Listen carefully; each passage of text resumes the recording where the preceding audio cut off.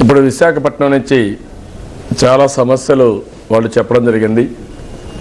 ఒక విధంగా వాళ్ళు చెప్పింది మహిళా సమస్యలు, మహిళలకు రక్షణ, అదే మరి కుటుంబం ఏ విధంగా అవస్థపడుతున్నారు, బడుగు బలహీన వర్గాలు చేనేత కార్మికులు కానీ వాళ్ళు ఏ విధంగా అవస్థపడుతున్నారు, అంతేకాకుండా మత్స్యకారులు ఎవరైతే ఉన్నారో చేపలు పట్టుకునే మన వాళ్ళందరూ కూడా ఫిషర్మెన్ ఎవరైతే ఉన్నారో వాళ్ళ విషయాలు వాళ్ళు చెప్పారు.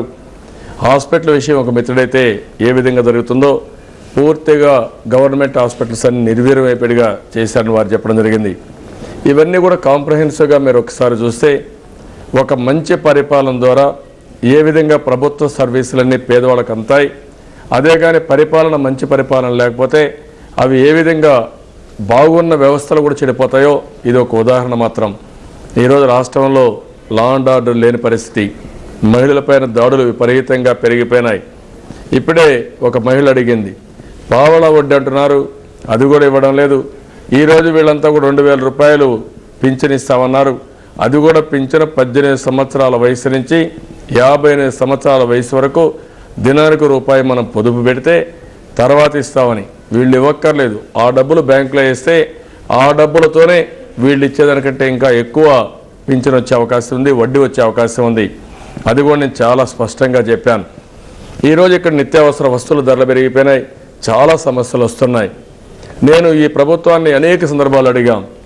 కరువు ఉన్నప్పుడు నిత్యావసర వస్తువుని ధరలను అదుపులో చేశాం, బియ్యం అందరికీ అందుబాటులో పెట్టాం, కరెంటు నీళ్లు ఇలాంటివి పెట్టాం.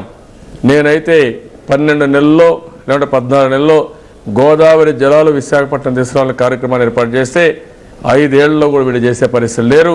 ఆ రోజు ప్రభుత్వం వచ్చుంటే ఇమ్మీడియట్గా వచ్చే అవకాశం ఉండేది. ఇలాంటి సమస్యలు చాలా వస్తున్నాయి. నేను అందుకనే ఒక మాట చెప్పాను, ప్రభుత్వానికి ఆదాయం పెరిగింది. ఆదాయం పెరిగిందంటే వీళ్ళ వల్ల పెరగలేదు, మనం చేసిన అభివృద్ధి కార్యక్రమాల వల్ల పెరిగాయి. మీరు విశాఖపట్నంలో ఉన్నారు. విశాఖపట్నంలో ఏదైతే కలకత్తా నుంచి చెన్నై వరకు మనం ఆ రోడ్డు వేయించాం, అది తెలుగుదేశం పార్టీ హయాంలో వచ్చింది. విమానాశ్రయం వచ్చింది, తెలుగుదేశం పార్టీలో వచ్చింది. గంగవరం పోర్ట్ వచ్చింది, తెలుగుదేశం పార్టీ హయాంలో వచ్చింది. ఎన్టీపీసీ 1000 మెగావాట్ల పవర్ స్టేషన్ వచ్చింది, తెలుగుదేశం పార్టీ హయాంలో వచ్చింది. వీళ్ళు వచ్చినాక ఏమి ఇచ్చారు నేను అడుగుతున్నా. వీళ్ళు ఇచ్చింది ప్రభుత్వ భూముల్ని 100,000 ఎకరాల అడవులు కూడా దారాదత్తం చేశారు. కనీసం సింహాచలం భూమి 5 నియోజకవర్గాల్లో పెండింగ్ ఉంది. ఆ రోజు మనం స్కీమ్ ఇస్తే దానికంటే బెటర్గా ఇస్తామని మాయమాటలు చెప్పి ఎవరిని తీసుకోనికుండా చేసి 5 సంవత్సరాలు నిర్వీర్యం చేశారు. ఆ ఇంటి జాగాలు కూడా ఇవ్వకుండా రెగ్యులరైజ్ చేయకుండా చేసే పరిస్థితి వచ్చింది. నేను అందుకనే మీ అందరికీ హామీ ఇస్తున్నా, నేను ఈరోజు ఒకటే ఆలోచించేది, పేదవాళ్ళకి నిరుపేదలకి అదే మరి మధ్యతరగతి కుటుంబాలకి ఆదుకోవాలి.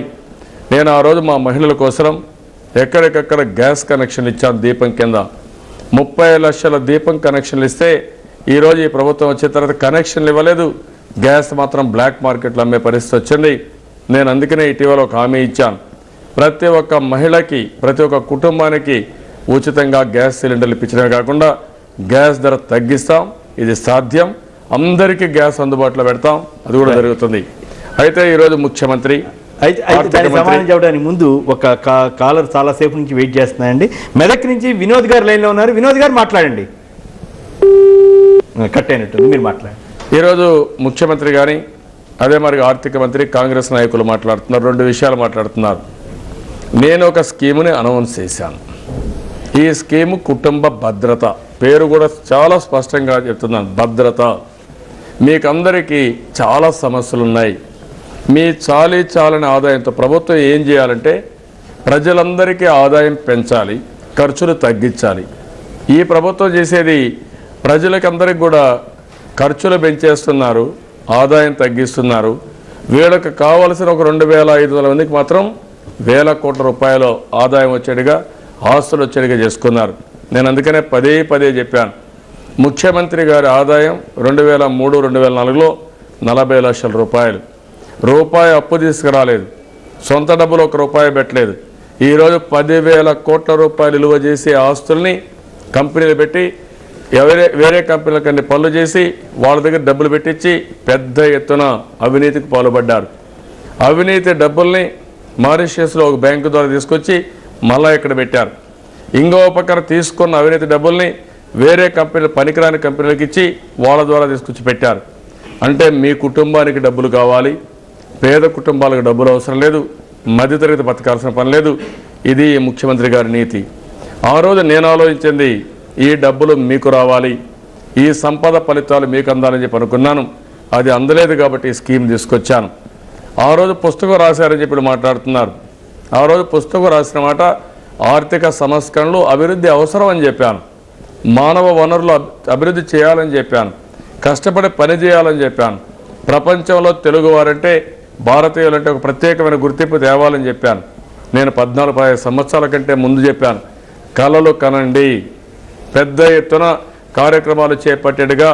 అంతేకాకుండా మీరు పైకి రావడానికి బాగా ఆర్థికంగా పైకి వచ్చినట్టు, అదే మరి ఇండస్ట్రీస్ పెట్టినట్టు, బాగా చదువుకున్నట్టు కలలు కనమని ఆ కళల్ని జయప్రదం చేయడం కోసం రాత్రింబగళ్ళు కష్టపడమన్నాను.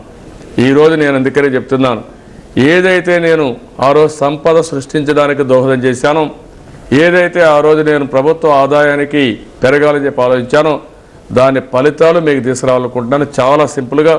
అందుకనే 2000 రూపాయలు, 1500 రూపాయలు, 1000 రూపాయల స్లాబ్తో కార్యక్రమాలు చేపట్టాలనుకుంటున్నాను.